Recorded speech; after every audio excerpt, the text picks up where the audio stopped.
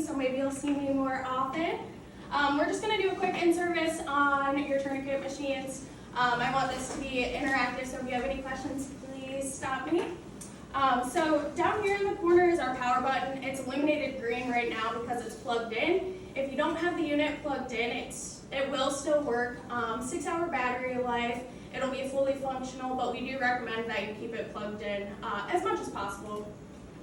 In the opposite corner over here is our alarm silencer, so that will silence any minor alarms, such as time running out for 30 seconds, but it will not silence any major alarms like line occlusion or anything like that.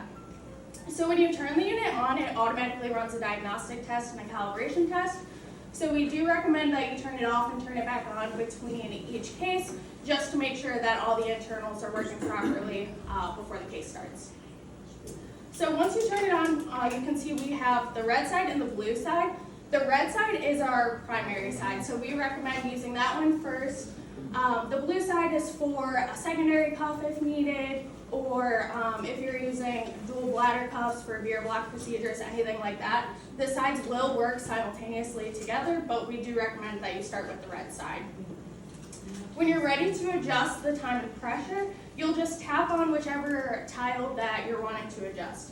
So right here at the top, how's your calibration? Is it?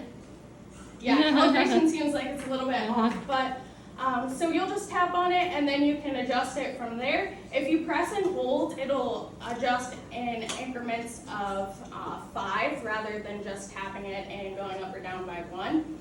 So our millimeters of mercury will go all the way from 50 up to 400.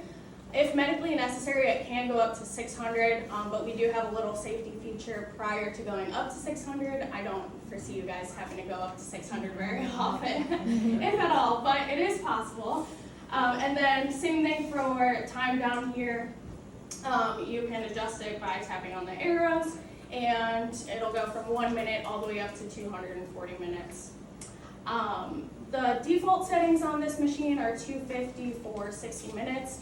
So that's what it'll automatically adjust to when you turn it on, but you can adjust the time and pressure at any point prior to or during the case. Same thing with the blue side over there.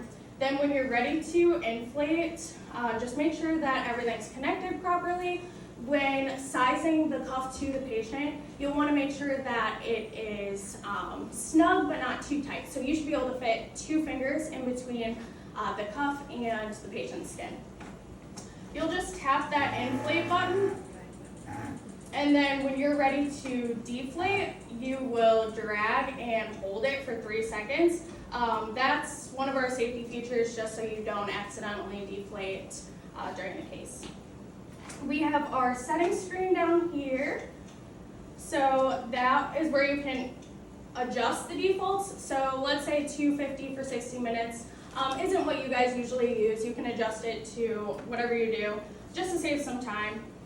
And then we have our cuff test. So the cuff test will really only be used for reusable cuffs. Do you guys use reusable cuffs ever? No? Okay, then you can just not worry about that, but basically it will detect any leaks prior to the case. And then there is also volume, language, brightness in the settings screen for you. Battery life, when it's plugged in, it'll show the little plug icon. When it's not, it'll show you how much battery life you have left. After the case, you can click on this stats button. It'll show you time, pressure, all of that from the previous case. And then we will, Kayla and I talked about in the IFU, basically sizing the tourniquet cuffs to your patient. So we have a list of limb circumference and what size cuff that you should be using. So we'll get that printed out and posted in the rooms as well. Just as a little cheat sheet for you guys. Does anyone have any questions? Does it just keep the last patient, or does it keep does. like a log? Yeah, no, it'll only show the last case. Okay. Yeah. Are there any recommendations on how long you should leave it up? I mean, obviously 60 minutes and then reassess. Not more than 2 hours. At 2 hours, you Yeah. go to deflate. Yeah, For like AOR 30 minutes recommends. before you can go back up. For how long? Exactly. Like 30 minutes. 30 minutes? Yep. Okay. Good deal. questions? All right, well, thank you guys all so much for listening to my spiel. If you do have any questions, let Kayla know. She can contact me